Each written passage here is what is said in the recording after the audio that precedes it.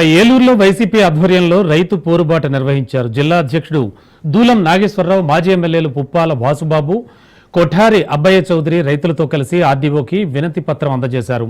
రైతులకు ఎరువులు అందించలేని కూటమి ప్రభుత్వాన్ని నిద్ర లేపే విధంగా రైతు పోరుబాట చేపట్టామన్నారు.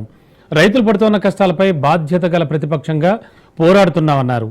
రైతులకు సకాలంలో ఎరువులు అందించాలని డిమాండ్ చేశారు. వాళ్ళు ఎక్కడైతే ఆర్డీఓ గారు ఉంటారో ఆర్డీఓ గారికి ఈ రైతు సమస్యలపైన వినతి పత్రం ఇచ్చేటువంటి కార్యక్రమాన్ని మా నాయకుడు జగన్మోహన్ రెడ్డి గారి ఆదేశాల ప్రకారం జరుగుతుంది.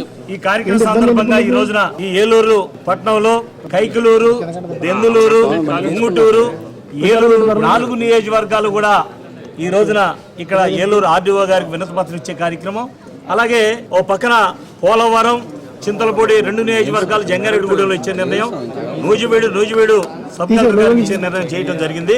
మరి ఈ రోజున ఈ కార్యక్రమం సందర్భంగా మేము ఒకటే చెబుతున్నాం, రాష్ట్రంలో యూరియా ఉన్నటువంటి కొరత, తీవ్రమైనటువంటి కొరత ఉన్నప్పటికీ వైఎస్ఆర్ కాంగ్రెస్ పార్టీ తరఫున దాదాపు నెల రోజుల నుండి కూడా అరిచి గీపెట్టి ఈ ప్రభుత్వం మొద్దు నిద్ర లేవండి, రైతులకు అన్యాయం జరుగుతుంది, రైతులు పంటలకు కావలసినటువంటి మరి ఎరువులు ముఖ్యంగా యూరియా అనేది సరఫరా లేకుండా పోయింది, దానిపైన ప్రత్యేకంగా మీరు రైతులకు న్యాయం చేయండి అని కూడా మేము ఎప్పుడు చెప్పుకుంటూనే వస్తున్నాం.